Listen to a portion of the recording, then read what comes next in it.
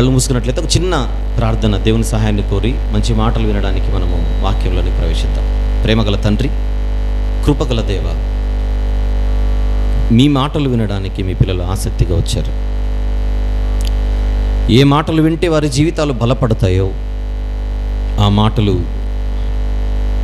వారు విని మరింత బలపడి మీకు దగ్గర అవ్వడానికి సహాయం చేయమని, ఆ రీతిగా మమ్మల్ని నడిపించమని యేసు ప్రభు వారి ప్రశస్తమైన నామంలో వినయంతో ఈ ప్రార్థన సమర్పిస్తున్నాను తండ్రి, ఆమేన్. ప్రియమైన దేవుని వారలారా, గలతీ పత్రిక ధ్యానంలో ఉన్నాం. యాక్చువల్లీ కొన్ని సందర్భాలలో కొన్ని కారణాలను బట్టి ఆ పత్రిక ధ్యానాన్ని కొంచెం పోస్ట్పోన్ చేయాల్సి వస్తుంది. ఇప్పటి వరకు 32 భాగాలు వివరించాను గలతీ పత్రికలో. ఇంకా చాలా ఉంది మాట్లాడుకోవడం, కానీ ఈరోజు ఒక ప్రత్యేకమైన సందర్భాన్ని మీ ముందుకు తీసుకొని రావడానికి ఇష్టపడుతున్నాను.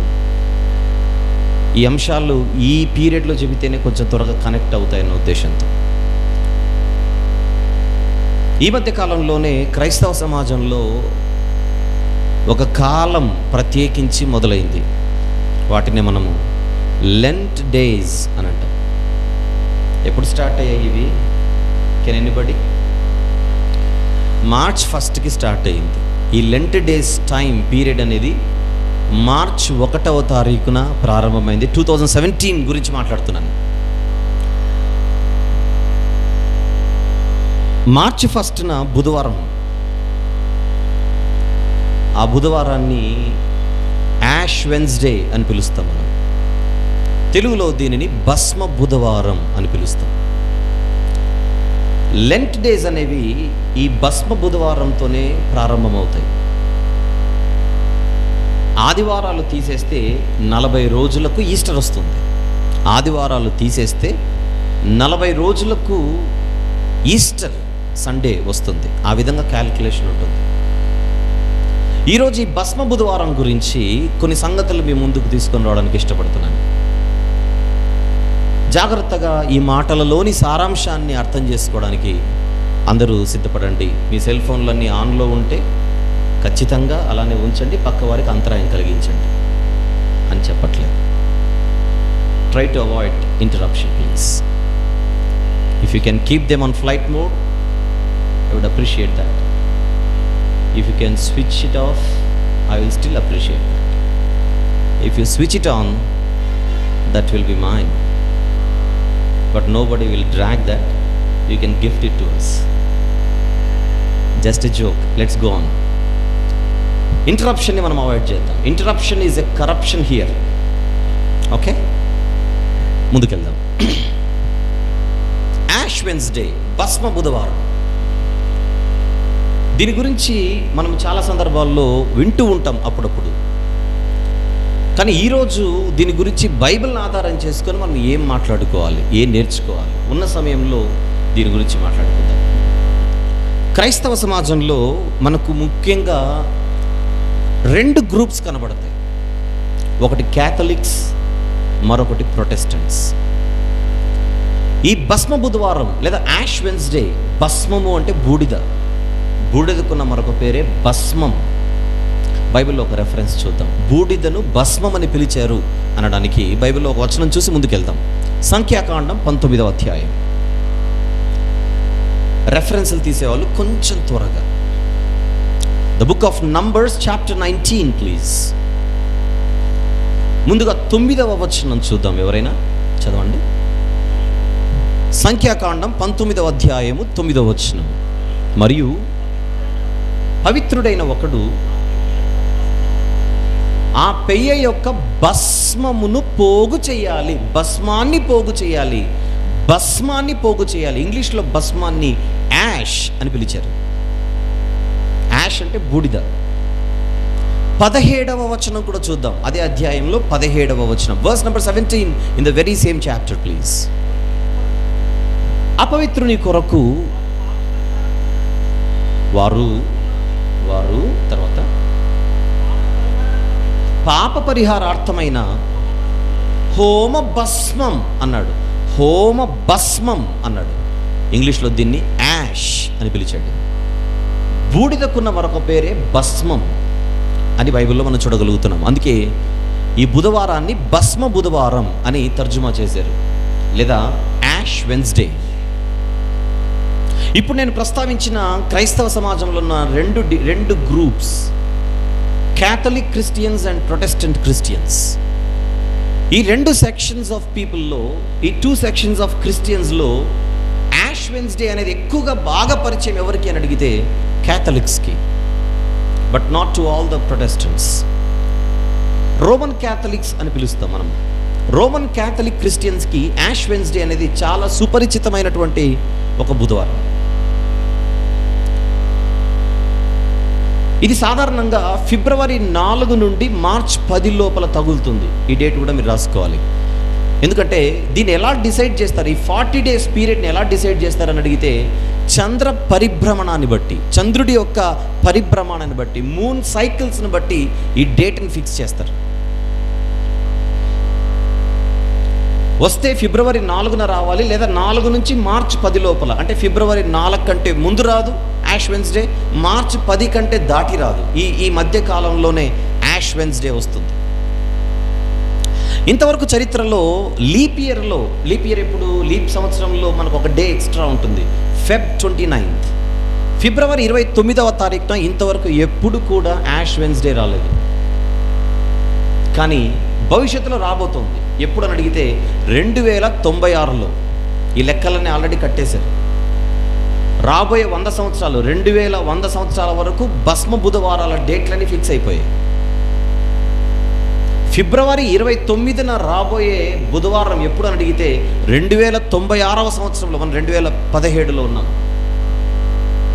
అంటే 2096 ఫిబ్రవరి 9న మనం స్పెషల్ మీటింగ్ పెట్టుకుందాం. లేండి, పర్లేదు. నవ్వుతున్నారేంటి?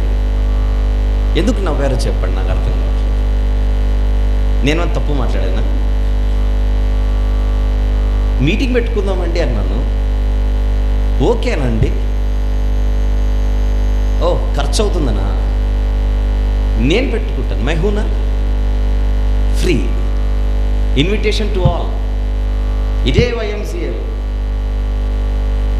2096 ఫిబ్రవరి 29న స్పెషల్ మీటింగ్. దానికి స్పాన్సర్షిప్ నాదే, ఎంతైనా పర్లేదు.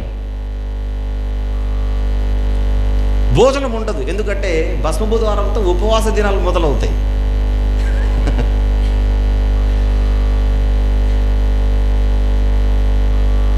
మీరు నవ్వడానికి ఈరోజు మెసేజ్కి చాలా దగ్గర సంబంధం. మీరెందుకు నవ్వారో మీకు బాగా తెలుసు.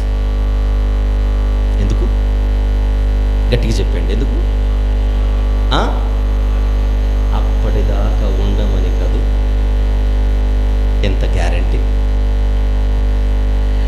2017లో ఉన్న మనము 2096కు ఉండమనే ఒకే ఒక గ్యారంటీతో నవ్వారు. అబ్రహాము, నేను నీకు పుత్రుడిని ఇస్తానంటే శారమ్మ నవ్విందట. సాధ్యమా?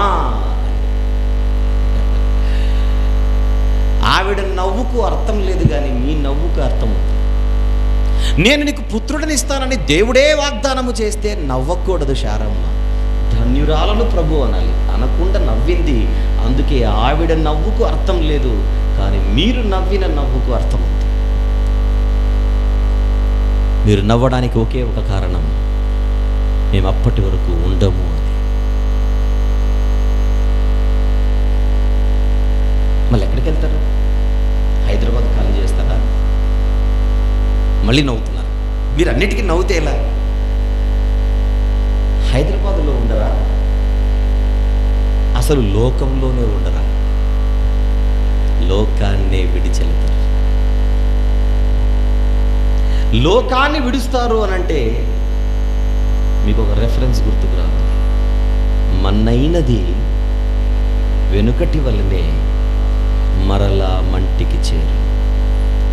మనము ధరించిన దేహాలు తిరిగి మంటికి చేరబోతాయి. బాగా వినాలి. మాటకు మాట వినాలి. ఈ మాట మొట్టమొదట మన్నైన నీవు తిరిగి మంటికి చేరుతావన్న మాట మొట్టమొదట చెప్పింది దేవుడు, చెప్పింది ఆదాము. వచనం చూద్దాం. 3వ అధ్యాయం ఆదికాండం, the book of Genesis chapter 3, 19వ వచనం చూద్దాం. Verse number 19 please. అంటే కొంతమందికి ఇక్కడ తెలుగు ఇబ్బంది కనుక ఇంగ్లీష్లో చెబుతున్నాను. వంశీకి ఇంగ్లీష్ వచ్చి చెప్పుకుంటున్నాడు అనుకో. Genesis chapter 3 verse number 19 please. నీవు నేలకు తిరిగి చేరుతావు, అది గ్యారంటీ. ఫస్ట్ మెసేజ్ ఏంటంటే నువ్వు నేలకు తిరిగి చేరుతావు. నీవు నేలకు తిరిగి చేరు వరకు నీ ముఖపు చెమట కార్చి ఆహారము తిందువు. ఇప్పుడు వినండి జాగ్రత్తగా. ఈ భస్మ బుధవారానికి వచనానికి ఎంత దగ్గర కనెక్షన్ ఉందో ఇప్పుడు మీకు తెలుస్తుంది. ఏలయనగా నేల నుండి నీవు తీయబడితివి గనుక నీవు మన్ను గనుక తిరిగి మన్నైపోదువు. మంటి నుంచి తీయబడిన నీవు తిరిగి మన్నైపోదు అని ఆదాముకు తెలియజేస్తున్నాడు దేవుడు. ఇది ఆదాముకు మాత్రమే గుర్తుండవలసిన సత్యం కాదు, ప్రపంచంలో ఉన్న ప్రతి మనిషికి తెలియవలసిన సత్యమే. తాను ధరించిన శరీరం ఒక మన్నని, ఆ మన్నైనది వెనుకటి వల్లే తిరిగి మన్నైపోవాలని, మంటి నుండి తీయబడిన మనిషి అంటే శరీరం తిరిగి మంటికి చేరాలన్న సత్యం మనిషికి ఎప్పుడూ గుర్తుండాలి. గుర్తుంటుందా? గుర్తుంటుందా? చచ్చా, అస్సలు గుర్తుండదు. ఎప్పుడు గుర్తుంటుందంటే ఎవరైనా చనిపోవాలి, చనిపోయినప్పుడు వాళ్ళ ఇంటికి మనం వెళ్ళాలి, ఆ శవం దగ్గర మనం కూర్చున్నప్పుడు మాత్రమే అప్పుడు ఒక వైరాగ్యం వస్తుంది. దాని పేరే శ్మశాన వైరాగ్యం. మనము కూడా ఏదో ఒక రోజు మంటికి చేరుతామనే సంగతి మనకు ఎప్పుడు గుర్తుంటుందంటే ఎవరైనా మరణిస్తే వాళ్ళ దగ్గరికి వెళ్ళి మనం నిలబడితే. ఏదో ఒక రోజు నేను కూడా అలా పరుండబెడతాను కదా, పరుండబెట్టబడతాను కదా. ఇది ప్యాసివ్.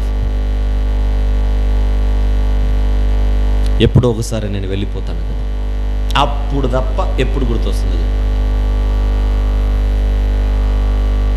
బర్త్డే వచ్చిందనుకో, కేక్ కట్ చేసుకోవాలనుకుంటామే కానీ, హ్యాపీ బర్త్డే అంటామే కానీ, ఈ బర్త్డే వలన నా డెత్ డే మరొక సంవత్సరం దగ్గర అయింది అని అనుకుంటాము. చెప్పండి,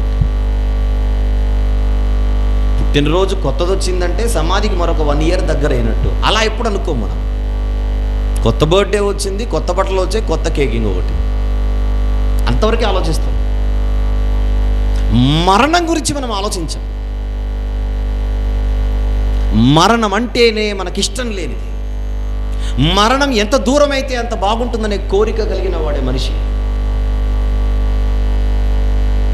డాక్టర్ గారు వచ్చి ఇంకొక 4 రోజుల కంటే నీకు గ్యారంటీ లేదు అని రోగితో చెబితే పేషెంట్ అనే మాట, అయ్యా నా ఆస్తినంతా తాకట్టు పెట్టి నీకు నీ కాళ్ళ దగ్గర పెడతాను, నన్నైతే బతికించు.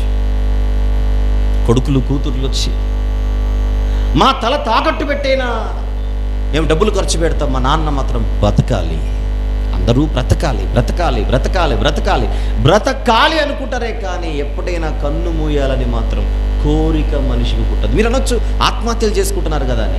కోరికలు తీరడం లేదు కనుక ఆత్మహత్యలు చేసుకోవాలనుకుంటున్నారే కానీ అన్నీ బాగుంటే ఎవడు చచ్చిపోవాలనుకుంటాడు? ఏదో పరిస్థితి బాగలేదు కనుకనే చావాలనుకుంటున్నాడు మనిషి. అన్నీ బాగుంటే చావును కోరుకోడు కదా మనిషి. అది ప్రపంచ పరిస్థితి, సమాజ పరిస్థితి. ఇకపోతే క్రైస్తవులలో కూడా ఎవరికి ఎక్కువగా మరణంపై మక్కువ ఉండదు. నరులారా తిరిగి రండి అని దేవుడు కోరుకుంటున్నా మేము రావడానికి సిద్ధంగా లేమనే సిగ్నల్ ఇచ్చేస్తుంటాడు మనిషి. క్రైస్తవ సమాజంలో కొన్ని పాటలు ఉన్నాయి, అవి ఆ సందర్భంలోనైతే మాత్రమే పాడుకోవాలని ముందే మనం ఫిక్స్ అయిపోయాడు. లెంట్ డే స్టార్ట్ అయ్యాయి. పొర్రపాటున ఎవరైనా బెత్లెహేమునందు క్రీస్తు మనకు పుట్టెను అన్నాం అనుకోండి, బుద్ధి లేనోడా లెంట్ డేస్లో నా పాట పాడతాడా అని అంటాం. డిసెంబర్ 25వ తారీఖున ఎవరైనా లేచి మనకై యేసు చెప్పండి మరణించే అంటే మూర్ఖుడా, ఈరోజు పాడాల్సిన పాట కాదు, 3 నెలలు ఆగు, అది 3 నెలల తర్వాత పాడాల్సిన పాట. ఉదయాన్నే ఎవరైనా మన ఇంట్లో నిద్ర లేచి పరదేశులమో ప్రియులారంటే చెంపబగలదు. నీకేం పోయే కాలం వచ్చిందిరా, ఉదయాన్ని ఈ పాట పాడేవా, ఇంకే పాట పాడాలి? మరణ గీతములు, మరణ కీర్తనలు ఉదయం పాడుకోకూడదు. శిలువ మరణం గురించి క్రిస్మస్ పీరియడ్లో మాట్లాడకూడదు. అలా మనం ఫిక్స్ చేసేసుకున్నాం. అలాగే మన్నైనా నేను తిరిగి మంటికి వెళ్ళిపోవాలన్న వాస్తవ మనిషి 365 రోజుల్లో ఎప్పుడు గుర్తుపెట్టుకుంటాడు చెప్పండి?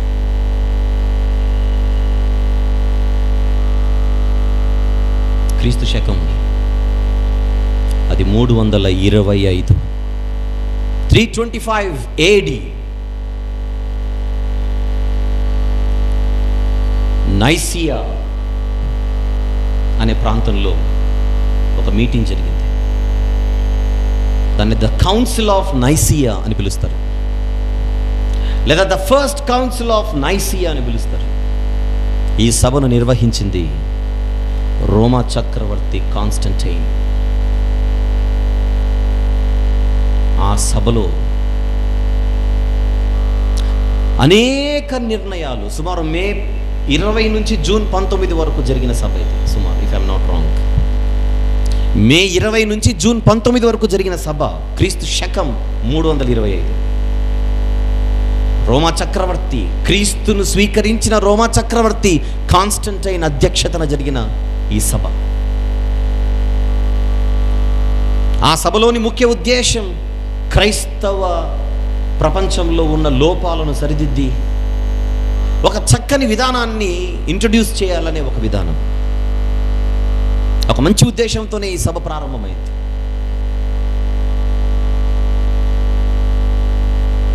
ఆ సభలో ఒక నిర్ణయం తీసుకున్నారు. ఆ నిర్ణయంలోని ముఖ్య ఉద్దేశమే మనిషికి తాను ధరించిన శరీరం ఒక మన్నని, ఆ మన్నైనది ఎప్పటికైనా తిరిగి మంటికి చేరాలన్న వాస్తవం మనిషికి గుర్తుండాలి. అది మనం గుర్తు చేసేలా ఒక పద్ధతిని మనము పరిచయం చేయాలి.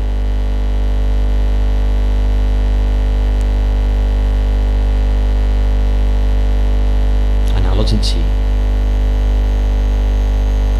ఒక విధానాన్ని ప్రవేశపెట్టింది ఆ సభ. అది క్రైస్తవ ప్రపంచంలో చోటు చేసుకున్న ఒక సంఘటన.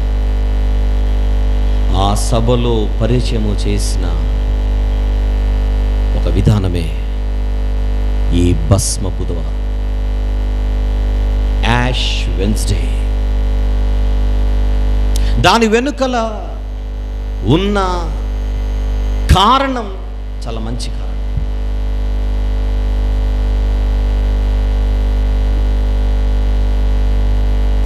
ఎందుకు బూడిద? ఎందుకు ఈ భస్మం? మనిషి మట్టి అయిపోయిన తర్వాత మిగిలేది ఇక బూడిదే, మిగిలేది ఇక ధూళే. అది మనిషికి తెలియాలి. తానేదో గొప్పవాడని ఫీల్ అయిపోతుంటాడు మనిషి. 24 గంటలు శరీరం గురించే మనిషి ఆలోచిస్తూ ఉంటాడు. శరీరం, శరీరం, శరీరం, శరీరం, ఎప్పుడు శరీరమే. అసలు ప్రపంచంలో జరిగే లావాదేవీలు కానీ, ప్రపంచ వ్యాపారం కానీ, ప్రపంచంలో ఉన్న వ్యాపకమంతా ఈ మట్టి శరీరం గురించే.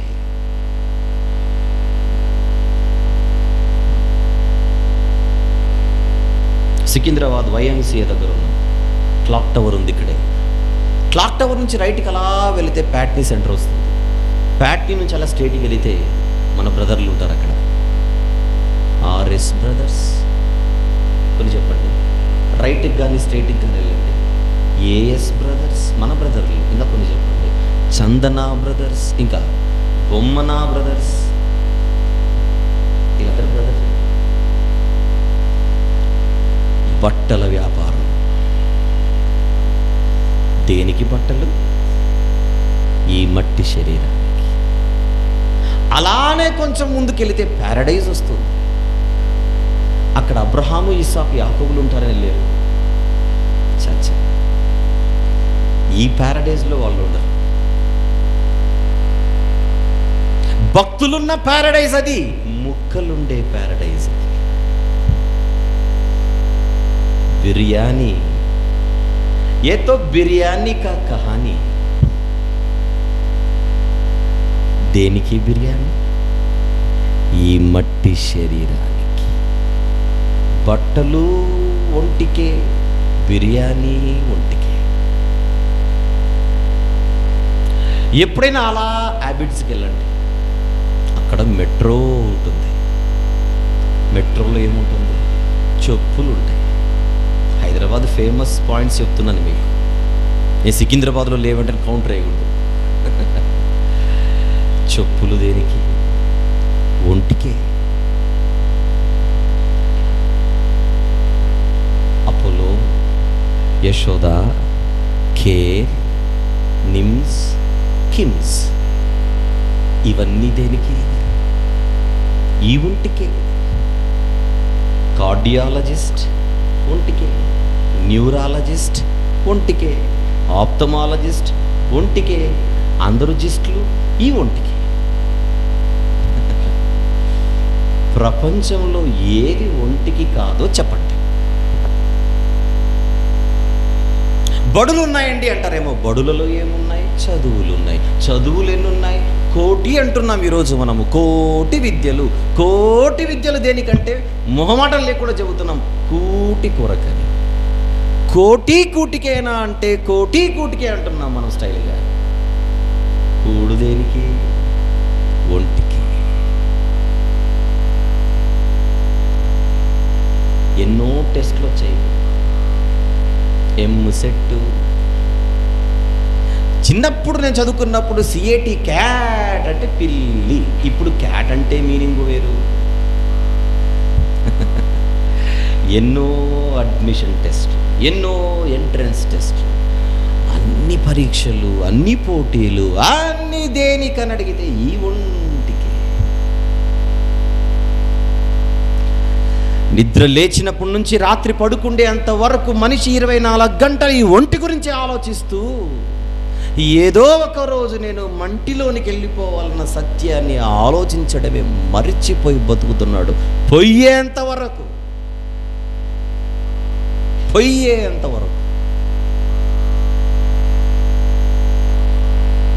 ఎవరు చెప్పాలి మనిషికి సత్యం? ఎలా చెప్పాలి మనిషికి సత్యం? జిమ్ అంటాడు. ఏ బిల్డింగ్ అక్కడ? Body building. అందులో ప్యాక్స్ ఉన్నాయండో. ఫ్యామిలీ ప్యాక్ను కాస్త 6 ప్యాక్గా మార్చుకోవచ్చు. అక్కడ ఫుల్ ప్యాక్న కాస్త. ఈ ప్యాక్స్ అన్ని ఎవరివి? ఒంటివి. జిమ్ ఒంటిదే, హోటల్ ఒంటిదే, హాస్పిటల్ ఒంటికే, బడులు ఒంటికే, మార్కెట్ ఒంటికే. ఈ మట్టి దేహం కోసం ప్రపంచం అహర్నిశలు తహతహలాడుతోంది. ఏంటండి మధ్య దిగులు ఉన్నారు? నేను సన్నగైపోతున్నానండి. దేహం గురించే దిగులు. ఏమిటండి దిగులు? లావైపోతున్నానండి. ఎందుకండి దిగులు? నేను హైట్ లేనండి. ఏంటండి దిగులు? నేను కొంచెం పొట్టిగుంటే బాగుండేదండి. శరీరపు దిగులు. ఏంటి రాఘవయ్య దీర్ఘంగా ఆలోచిస్తున్నావు అన్నాడు చిన్నప్పుడు ఆకాశవాణి. పెద్దోళ్ళకి తెలుసు, పిల్లలకి చిన్నోళ్ళకి అర్థం కాదు. చిన్నప్పుడు అడ్వర్టైజ్మెంట్, ఫేమస్ అడ్వర్టైజ్మెంట్ అది. ఏంటి రాఘవయ్య దీర్ఘంగా ఆలోచిస్తున్నావు అంటే, ఏమీ లేదు, మా ఇంటి పైకి ఏ రేకులు వేద్దాము అని. ఇందులో ఆలోచించడానికి ఏముంది? 4.5 రేకులే. రేకులు దేనికి? ఈ ఒంటిని కాపాడు. రేకైనా, బ్రేక్ అయినా, మైక్ అయినా అన్నీ ఒంటికి. అందుకే మనిషికి చెప్పాలి, నువ్వు ధరించినది మట్టి. అది చెప్పాడు దేవుడు ఒకప్పుడు ఆదాము గారికి.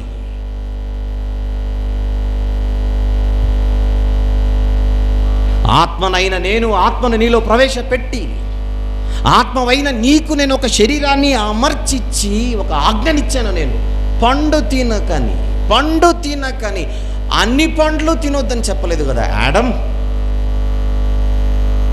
ఏదెను వనమనే ఒక చక్కని వనాన్ని నీ కొరకు వేసి, అందులో ఎన్నో వృక్షాలు వేసి, ఎన్నో పండ్లు వేసి, అన్ని పండ్లు తినమని ఒక్క పండునే కదా నేను తినొద్దని చెప్పింది. అదొక్కటి నీకు బరువు అయిపోయిందా? ఒక అపరిచితుడు వచ్చాడు నీ శ్రీమతి దగ్గరికి. ఒక్కసారి ఆ పండు చూడని మట్టి కంటికి ఒక పండును చూపిస్తే మట్టి కంటితో చూసి ఆశ పెట్టుకుంది, ఆశించింది తిండి కోసం నీ భార్య. ఒక్క చిన్న పండు కోసం నేను ఇచ్చిన ఇంత అద్భుతమైన ఆజ్ఞను పక్కన పెడుతుందా నీ భార్య? రైట్, వదిలే, తన గురించి తర్వాత మాట్లాడతాను. మరి నువ్వేం చేశావు? పండు తిన్నమన్నది కనుక తిన్నావు, కానీ గడ్డి తినమంటే తినేవాడువేనా? మనలో మాట. పండు చూపించి తినమనింది కనుక హవ్వమ్మ తినేశాడు భర్త. అదే హవ్వమ్మ వచ్చి ఒక్కసారి గడ్డెలాగుంటూ తిందామని అంటే ఏం చేసేవాడు? పశువులకు కదా గడ్డి. బుద్ధి లేదా నీకు? నేను లేనప్పుడు ఏమైనా ట్రై చేసావా? నేను లేనప్పుడు నువ్వు ఏమైనా ట్రై చేసావా గడ్డి తిని? గడ్డి తినమంటావా? ఇంటికి వచ్చిన భర్తతో పెట్టు మంచి భోజనం అనవా నువ్వు?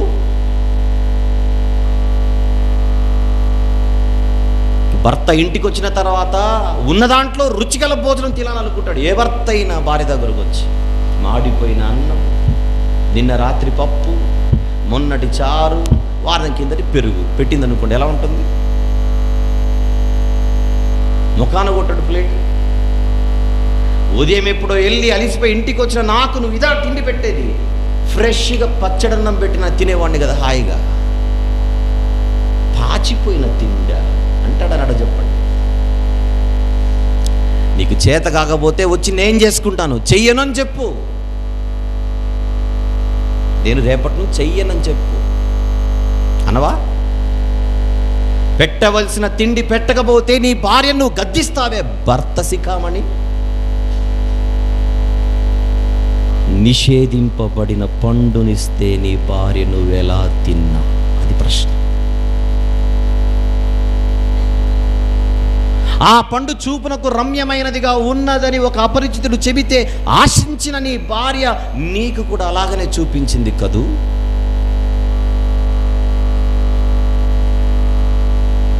తెచ్చింది పండు. ఇంతవరకు మనం తిన్న పండ్లన్నిటికంటే మించిన పండే ఇది డియర్, కమాన్ అని తిన్నాం. తిండి కోసం నా ఆజ్ఞను పక్కన పెట్టావు. తిండి నీ కడుపు కోసం. నీ శరీరం గురించి ఆలోచించావు నీవు ఆదాము. నీ శరీరం గురించి నువ్వు ఆలోచించి పవిత్రమైన నా ఆజ్ఞను పక్కన పెట్టావు. అలాగైతే నువ్వు వినాలి ఒక సత్యం. ఏ శరీరం గురించి అయితే నువ్వు ఆలోచించావో, ఏ దేహం గురించి అయితే నువ్వు ఆలోచించావో, నీకు తెలియవలసిన సత్యమే, నీ శరీరం మట్టి నుండి తీయబడింది. ఈ మట్టి తిరిగి మంటికి చేరాలి. వెంట్రుకలు ఊడిపోతే బాధపడుతున్నావు, వెంట్రుకలు తెల్లవైతే బాధపడుతున్నావు. 24 గంటలు బాధ నీకు ఇదే కదా. అందుకే నీకు తెలియాలి, నడినెత్తి మొదలుకొని అరిపాదం వరకు నువ్వు బాధపడుతున్న నీ శరీరపు భవిష్యత్తు మన్నైపోవాలి.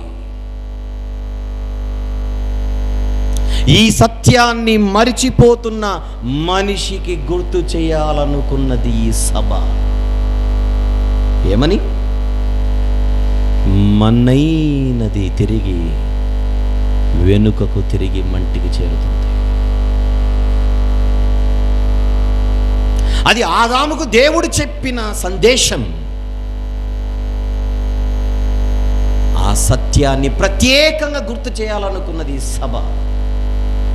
అందుకోసమే ఒక దినాన్ని కేటాయించి, ఆ దినాన బూడిద తీసుకొని తలల మీద చల్లుకునే ఒక విధానాన్ని ప్రవేశపెట్టింది. ఆ రోజుల్లో బూడిద తలల మీద చల్లేవారు. ఎవరు ఎవరు? ప్రీస్ట్స్, మన భాషలో పాస్టర్స్. సభ్యులకు బూడిద తీసుకొని నెత్తి మీద చల్లేవారు. ఎందుకు? ఎప్పటికైనా నీ భవిష్యత్ ఇదే అని వాళ్లకు గుర్తు చేయడానికి,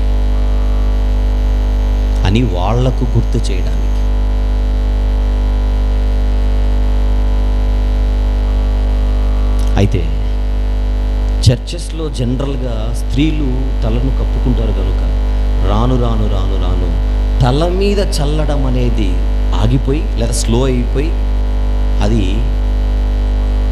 నొసటి మీద సిలువ గుర్తును బూడిదతో నొసటి మీద సిలువను వేసే ఒక విధానంగా అది మార్చబడింది.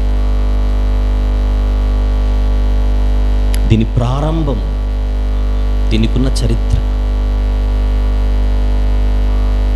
క్రీస్తు శకం 325లో ప్రారంభమైన చరిత్ర. మరి దీని గురించి బైబిల్ ఏం చెబుతోంది? వీళ్ళు మంచి ఉద్దేశంతో ప్రారంభించారు, బాగానే ఉంది. దీని గురించి బైబిల్ ఏం చెబుతోంది? బైబిల్ ఏమైనా ప్రస్తావించిందా దీని గురించి? దీని వెనుకల బైబిల్ ఎక్స్ప్లెనేషన్ ఎలా ఉంది? ఒకవేళ బైబిల్ దీని గురించి ప్రస్తావిస్తే ఈ బైబిల్ భాష్యం ఏంటి? దీని గురించి, ఈ భస్మము గురించి బైబిల్ యొక్క భాష్యం ఏంటి? అది వచ్చే ఆదివారం రెండవ భాగం, భస్మ బుధవారము పార్ట్ 1 విన్నారు ఇప్పటి వరకు. రెండవ భాగానికి వచ్చే వారం వస్తారు కదూ? రావాలిగా, వస్తేనే కదా విషయం అర్థమైంది. Regularity is important. Maintain please, maintain. Thank you very much.